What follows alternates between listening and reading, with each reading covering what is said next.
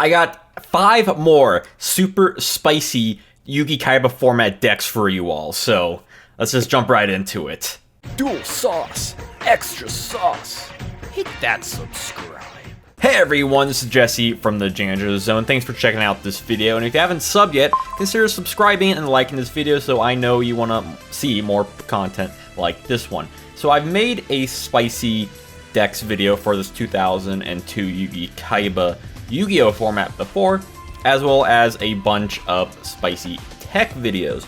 But I only made just one deck video. I had some honorable mentions in there, at least 1 or 2, but those won't be on this list. This is a completely fresh list.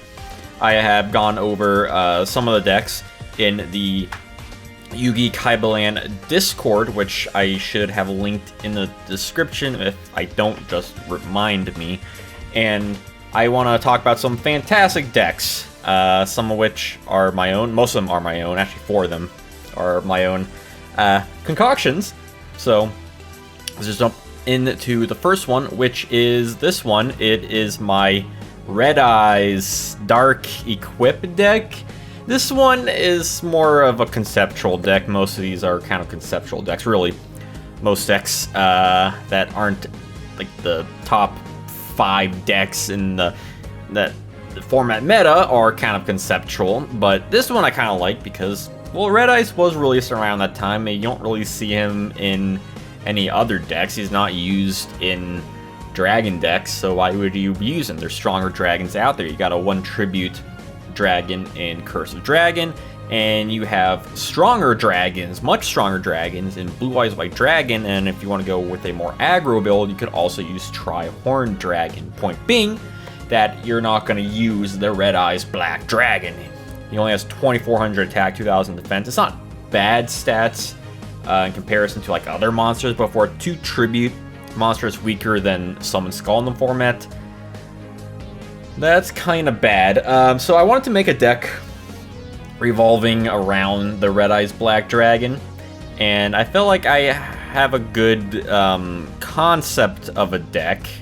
I won't say it's completely optimized, but I do like the idea I have behind it. So it has a mix between dragons and dark equip kind of deck, kind of merging a Fiend equip and a dragon deck, smashing them into its own kind of unique deck. I have cards in here like Lord of D, Komori Dragon I have because I wanted another dragon in this deck, so you could use Lord of D. It's not absolutely necessary to use the Flute of Summoning Dragon combo, but you could still use it. I mean, you kind of want to use it to get out the Red Eyes primarily.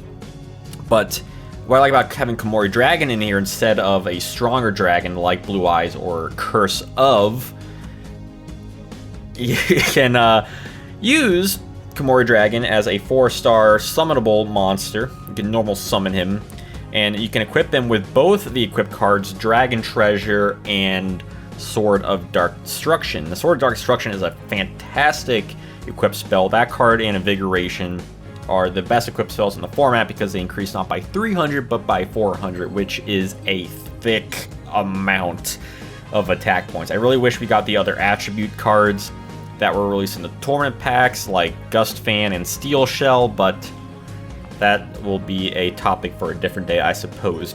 So you can use some of these equipped cards. I didn't want to make a full-out equipped deck, but I think 5 is plenty. I don't think you would want more than that. You don't want to brick anything. I think there's a good amount of monsters.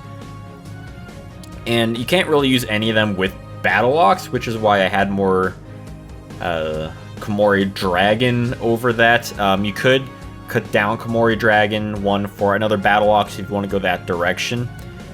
But I wanted to have more cards that are usable with Dragon Treasure and Sword of Dark Destruction, which you can use the sword on Lojin, but you can't use any of them on Neo, or Battle Locks, which is rather unfortunate. So you could play another monster. You could use Rikushi Powered in this build too, but I'd rather have the 1700 attack Battle Locks, and Komori Dragon is basically in there for Lord of D, to kind of help like the dragon build, so you can use it for additional special summoning.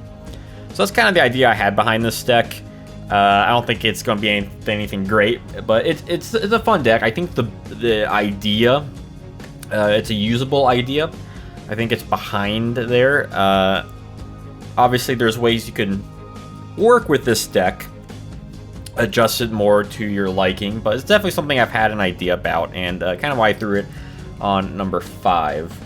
Wait, don't forget to subscribe if you haven't, because that helps me upload more videos and know that you like content like this. So number 4, we got Spellcasters. I've had a couple different decks like these floating around. I've had a more Dark Magician oriented one. I had a more pure Spellcaster one, but I wanted to make a more semi-competitive build, and this is the one I wound up with.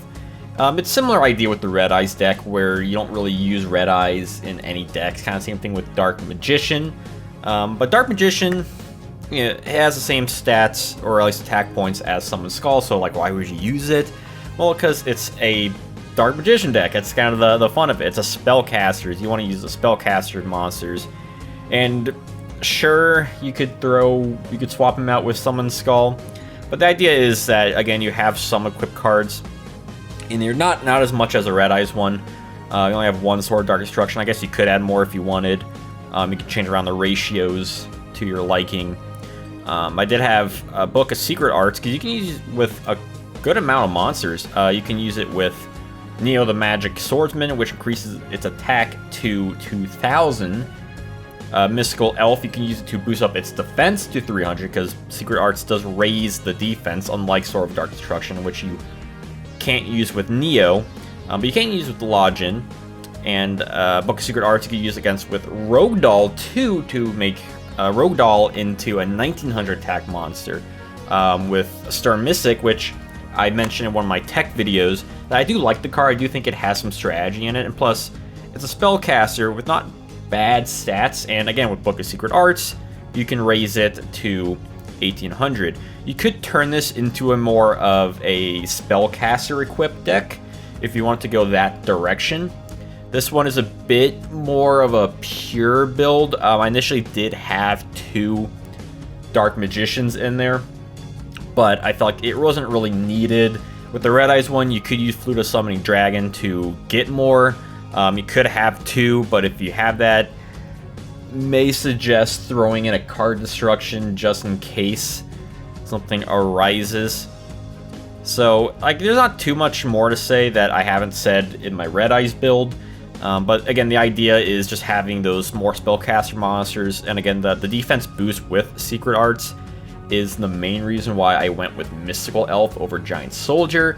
You could swap it out if you really wanted to have a bit more of an offensive pressure in your deck, but I do like having the option for this card to be used with more monsters. It kind of forces your opponent to have more things to have to deal with it, because if you use reinforcements with Law Jin, it's only going to match a boosted Mystical Elf. I think that's a really good benefit of having that.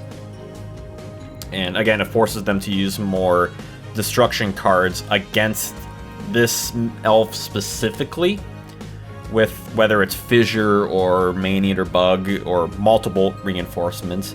But I like that option. I didn't want to go 3 Rogue Dolls. I think that, I mean, you could add a 3rd one and swap out one of the Stern Mystics if you wanted, but I don't want to run too many 1600 attack monsters, because again, this isn't as crazy theoretical as the Red Eyes build, but I like the concept of it. Once again, like the Red Eyes, this build could be worked on a little bit, but I do like it currently. Haven't really tested it, so I like it. It's Dark Magician, classic monster. We have a Blue Eyes deck in the format, might as well have one for Dark Magician, right? Alright, number 3 is actually one that was suggested to me by a member of the Yugi Kaiba Land Discord, BB, and this is actually a deck that I have a similar one too, but this is the first time I've seen this, and it's Flower Wolf. I love the fusion monster decks in the format. They're not necessarily good, but I think there's definitely a lot of spice to them. I love the Metal Dragon deck. There's actually I mentioned the Gaia deck as one of the honorable mentions, one of my first part deck video, but Flower Wolf is interesting. I think it's kind of neat because in the actual card, it says Fusion below where it says Beast Fusion, which is kind of funny. Some of the older fusions had that weird additional fusion thing. I don't know why you did that, but I like Flower Wolf. It's 1800 attack, so it's Login level, which is always a good thing. The idea is that you have other relatively strong monsters. You have Silver Fang and Dark World Thorns, which have, I believe they both have 1200 attack, which is a good attack. It's respectable, but the main thing is that it's boosted by Force, which increases these monsters. So all of a sudden, now you have Silver Fang and Dark World Thorns now 1400, which is a bit scarier. It's not too bad. It also boosts the Wicked Worm Beast, which has, I believe, I'll make him 1500 attack if I'm not mistaken, which is a very powerful thing for a monster like that, because some people they like Wicked Worm Beast or they hate it. I'm not a big fan of it, but it is very situational. I think when it is used in a situation, it is scary, but otherwise it's not that good, so it's a very double-edged sword type of monster. As well as Force, which I also mentioned this card specifically in one of my tech videos, that I like it for its boost. It can boost certain monsters, which are great. Same thing with a lot of the field spells. But the thing you gotta watch out for is battle locks here, because your opponent also gets that boost. Not just you, your opponent gets that too. So when they get that boost, it's very scary for you. So you really have to play around with battle locks. You have to know when your opponent has used them. Then would be a great time to bust this out, or you could save these monsters for polymerization to summon into Flower Wolf. And I think it's a really interesting deck. I actually really like it. I might like it better than the other fusion deck I have, which we'll actually get to later in this list. You know, it depends how you look at it. I think Force is kind of the deal breaker there, whether you want to use it or not. But I really like the concept. I love to see more fusion monsters, and Flower Wolf thing a deck around that card. It's cool. It's a fun little, cute little wolf, and I love it. It's great. So thanks for sharing this deck with me. All right, so number 2, we have a Beast deck. I've actually seen a variation of this deck on a YouTube video in a duel, not like the deck list, but just a duel, someone using Pale Beast. And I thought that was really interesting, so I wanted to make it kind of a more Beast deck. I think I have a couple of variations. I have a Beast, I have a more aggro one. This one I kind of like. This is similar to the Flower Wolf in terms of it uses Beast, but not in a completely different direction, a different strategy. I did end up throwing 2 Wicked Worm Beasts. Initially, I just had 1. But I did also chop down my Force to only 1 copy. Initially, I had 2.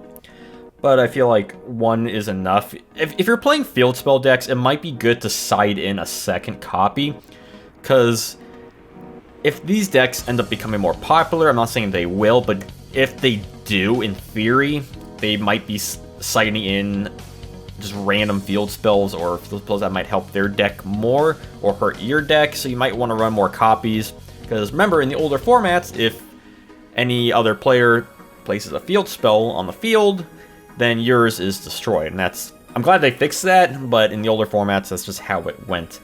So this deck is it's still pretty aggro.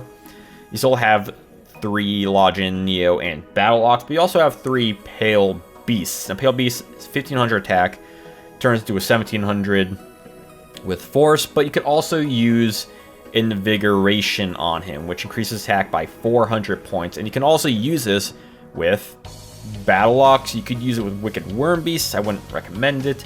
Because you use it with Beaver Warrior, which I threw in here too.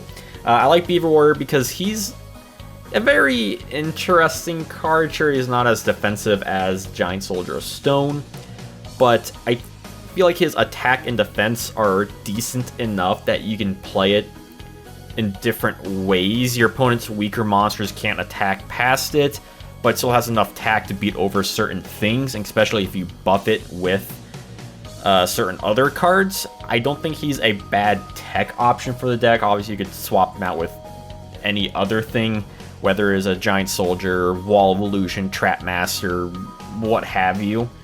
What I also like about Pale Beast, on top of the cards you can use with it, is that unlike Great White in a Yuumi deck, you can actually use Last Will with it, or Beaver Warrior if you want to go that direction, or even a Wicked Worm Beast. There's a lot of cards you can use Last Will with, so I added 1 copy. I don't know if I want to add more, possibly. I really like Last Will as a card. I know some people don't really like it that much. I personally really like it. So you have more options to use Last Will with in this deck. That's what I like about it. That it's fairly simple in terms of all the cards you have on it, and I think those make the best decks. So I think there's definitely potential with this. I don't think it's a tier 1 deck by any means.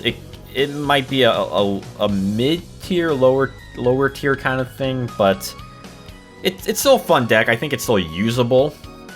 It's not gonna probably win any tournaments, but I think the concept behind it is really good, and I really like this build I have made. And I mean, who doesn't love to use Beaver Warrior? He's adorable. He's friends with Feral Imp and Griffor.